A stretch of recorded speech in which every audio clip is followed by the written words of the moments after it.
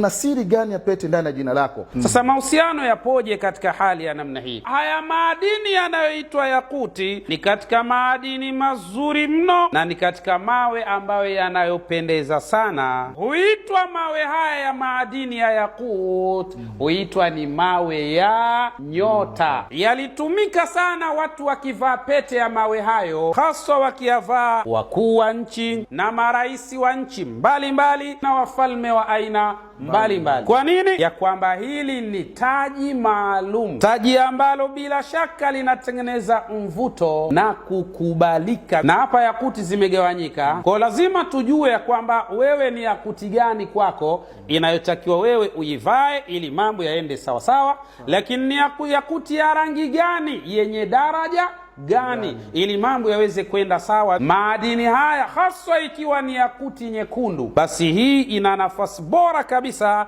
ya kutengeneza tahdiatun nafsi, kwa maana kutengeneza utulivu wa nafsi. Lakini kadhalika vile vile inatambulika ya kwamba yakuti katika ilmu ya kimia inatambulika kwa maana alkorondomu, au inatambulika kwa jina la oxide aluminium. Alama yake katika ilmu ya kimia ni Al2O3. Yani madini haya yakuti, hasa ikiwa yakuti nyekundu, maana yake ndani yake imechanganyika na chembe chembe za chuma pamoja na madini ya titanium. Lakini ina nafasi kubwa sana sana ya kutengeneza mifumo ya nerves, kwa maana mishipa ya fahamu. Wenye maarifa wanakaa vizuri sasa, kwa sababu wanajua hiki kinachosemwa bila shaka kiko dhahir katika duru za kiilmu na kimaarifa. Lakini kwa kuwa ndani yake kuna taqa, kwa maana kuna energy pamoja na msisimko, hivyo pia utibia mifumo ya mzunguko wa damu kwa mtu ambaye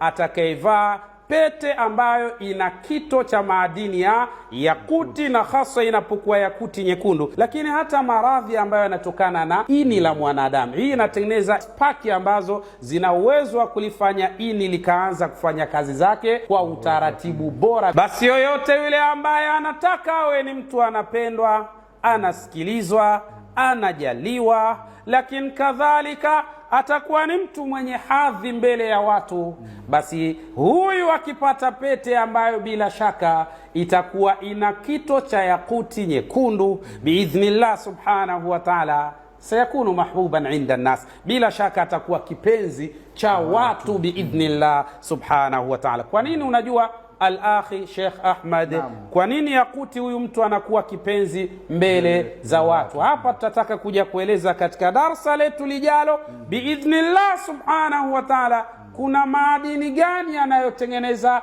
mvuto baina yake yeye na watu, na je inakuwa katika utaratibu gani? Ni mtu yoyote? La, wapo baadhi ya watu kutokana na mfumo wa majina yao. Yani hizi yakuti ndizo ambazo zitakazokuwa katika mustawa uliokuwa mzuri, kwa sababu kuna yakuti nyekundu, kuna yakuti ya njano, kuna yakuti ya rangi ya papo ile, lakini kadhalika zipo zimegawanya katika makundi tofauti tofauti. Je, ya kwako wewe kwa mustawa na hali ya jina lako ni ya namna gani? Hapo ndio penye maarifa na ndio penye ujuzi, ili mambo yaweze kwenda katika mustawa na hali ya aina. Tutakuja kuyaona haya katika kipindi chetu kijacho, ndipo tutaanza kupopotoa yale madini na majina ya watu. Kwa nini yale madini yana sensi katika majina? Tutakuja kuyaona ilmian, yani kiilmu na kimaarifa, na sio kimbugila mbugila katika hali za namna hiyo biidhnillah subhanahu wa ta'ala.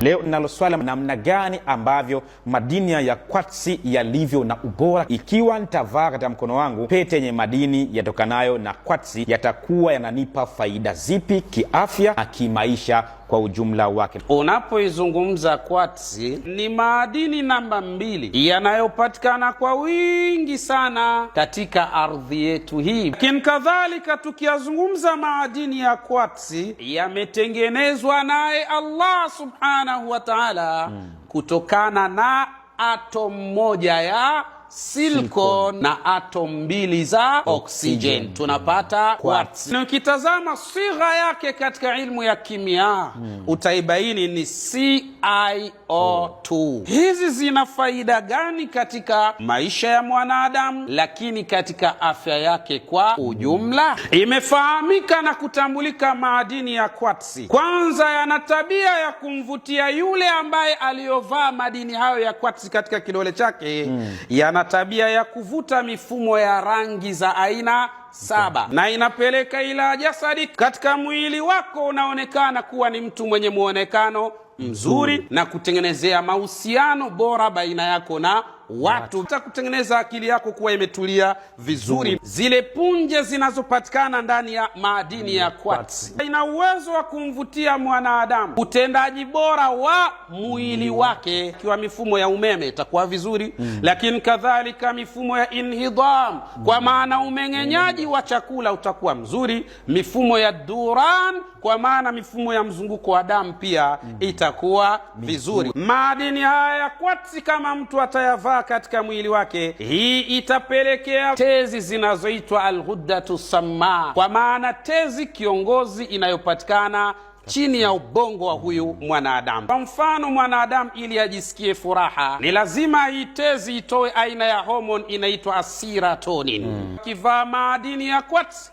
yana nafasi bora biidhnillah ya kwenda kufanya taaziz katika mwili wake, hivyo kuifanya zile tezi zinaitwa asamma, tezi kiongozi, kufanya kazi zake kwa utaratibu uliokuwa bora kabisa. Yoyote yule ambaye atakayevaa madini ya kwatsi yanayokwenda sambamba na mfumo wa jina lake, hii jambo la kwanza lina tabia ya kumvutia mtu utawala na hata uongozi. Kama mtu anagombea madaraka au anagombea cheo fulani, lakini katika madini haya yana kitu kikubwa zaidi. Madini haya yana taqa, kwa maana yana energy maalum. Kwa wewe ambaye utakayevaa pete ya madini ya kwatsi katika kidole chako, hii ina uwezo mzuri wa kuandaa mwili wako kuwa vizuri na kutengeneza mifumo ya energy na umeme katika mwili wako, tena kwa ukamilifu uliokuwa mzuri. Madini ya kwatsi pia ni kinga madhubuti kwa maradhi ya kansa. Naamini sasa mwenye akili sawasawa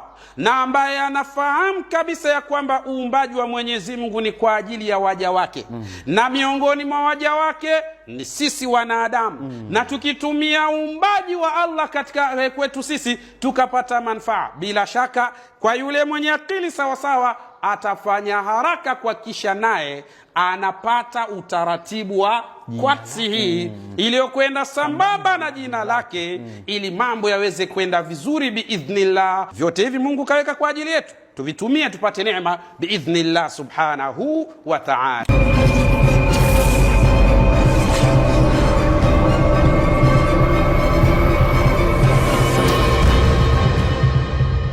Siri ya pete ndani ya jina lako. Na Mwenyezi Mungu Subhanahu wa Ta'ala ameyataja madini haya yakiwa ni pigo kwa shaitan. Leo tutakwenda kutazama faida inayotokana na madini haya ya shaba, kwa maana pete au bangili ya shaba ina nafasi mkubwa kabisa ya kuweza kuondosha athari ya mtu mwenye tatizo la kukakamaa kwa mishipa, kwa sababu hii ina taqa, ina energy, lakini ina dhabdhaba wa ihtizazat. Kwa wale watu ambao wana infection na hasa katika sehemu za mafasil, kwa maana joint zao zikawa zina shida, zina uma, miili na kakamaa, basi hawa lau kama watapata fursa ya kutumia imma pete ya shaba au bangili ya shaba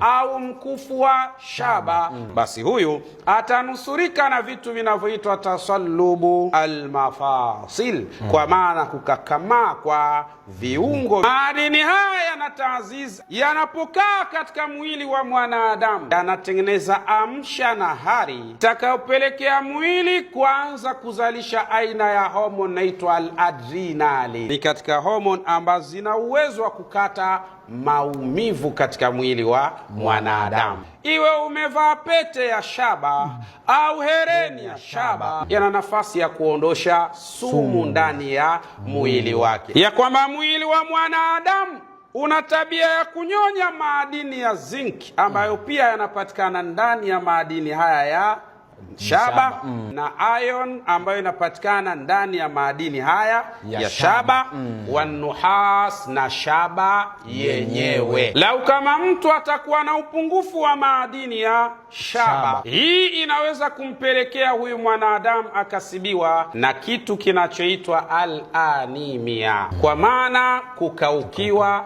au kupungukiwa na damu mara kwa mara. Lakini kadhalika mtu huyu atakuwa kifua kitakuwa kinabana, anapumua kwa tabu. Kadhalika anaweza akasibiwa na vitu vinavyoitwa al-ghaibuba, yani mwili unakuwa una vibrate, unatikisika tikisika, kwa kuwa tayari madini ya shaba yamepungua katika mwili wa mwanadamu. Maana yake mfumo wa damu kwenda katika ubongo wa mwanadamu utakwenda chini ya kiwango, sababu kwa siku inatakiwa damu ipite katika sehemu za ubongo wa mwanadamu takriban lita 1000 yaumian, na ikiacha kwenda kwa dakika 3 mpaka dakika 4 itapelekea kufa zile khalaya dimaghia, na zikifa hizo na wewe qalu inna lillahi wa inna ilaihi rajiun. Mtu akipungukiwa na madini ya shaba kusababisha hatari katika mishipa inaitwa al-uroti. Ni mshipa ambao unarejesha damu katika moyo, kwa maana damu ambayo tayari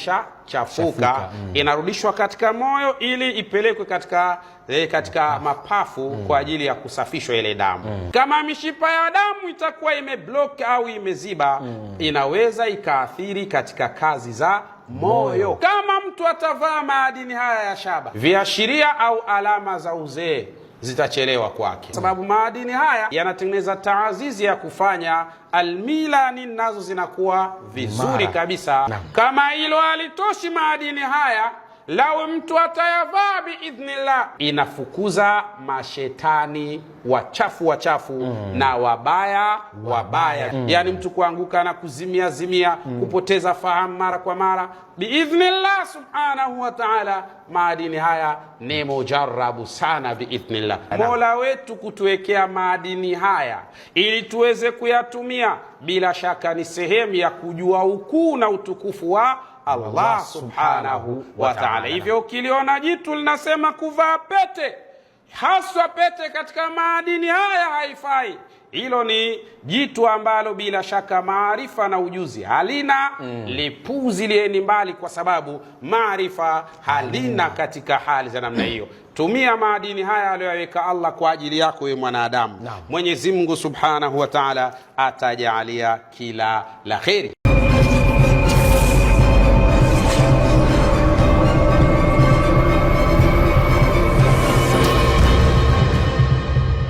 Bila shaka leo tunakwenda kutazama namna ambavyo alivyokuwa Bwana Mtume Muhammad. Imethibitia kwamba Bwana Mtume Muhammad ulikuwa muhuri wake Bwana Mtume Muhammad una rangi ya fedha, na pete aliyokuwa akivaa Bwana Mtume Muhammad ilikuwa ni pete ya madini ya fedha, na ulikuwa mpini wa upanga wa Bwana Mtume Muhammad ilikuwa ni madini ya fedha. Mashekh zetu alituambia hapa kuna vitu vinavyoitwa rumuzwe alilmi alfidda. Kwa nini Mtume sallallahu alaihi wasallam akavaa pete ya madini ya fedha? Mashekh zetu wakatuambia madini ya fedha namna alivyojalia Allah subhanahu wa ta'ala ni madini yaliyosheheni kiwango cha umeme, lakini kadhalika madini ya fedha yana kiwango kizuri sana cha joto. Kwa hali hiyo sasa, mtu akivaa pete ya fedha, maana yake mwili wake huyu mwanadamu utatengeneza mfumo mzuri wa mzunguko wa damu, yani kwa maana dharra atom zake zile zinapoingia katika mwili wa mwanadamu zinatengeneza nishati ya umeme, na nishati hii ya umeme itatengeneza mifumo ya mzunguko wa damu utakuwa bora zaidi. Lakini kadhalika ukivaa pete yenye madini ya fedha, ina nafasi bora ya kutengeneza mfumo wa umeng'enyaji mzuri wa chakula. Lazima uvae kitu kwa maarifa, usikurupuke tu. Lakini mtu akivaa pete ya madini ya fedha, hii inapunguza stress. Viungo vya mwanadamu vitafanya kazi vizuri kwa sababu tu ya wewe kuwa umevaa pete ya fedha, pale ambapo itapokuwa katika tezi zinazopatikana katika mwili wako kukawa hakuna nishati, mwili wako ukawa nishati zake hazieleweki, hazijakaa katika utaratibu mzuri, basi lau kama mtu atavaa pete yenye madini ya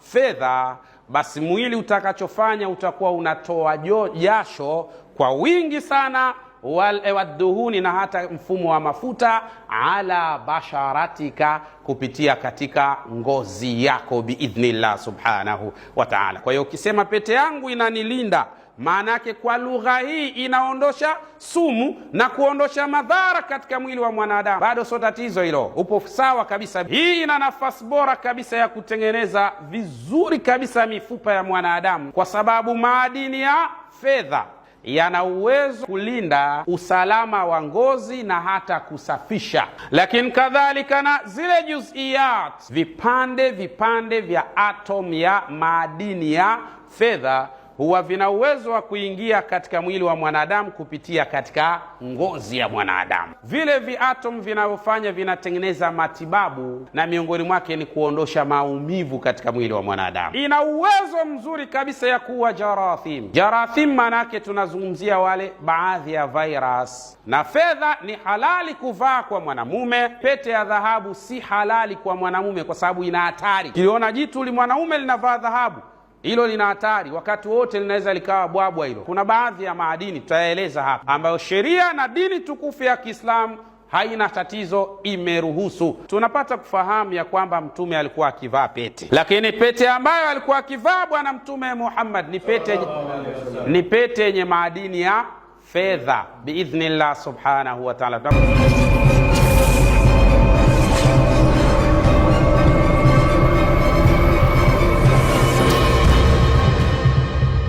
Mawasiliano zaidi tupigie katika nambari zifuatazo: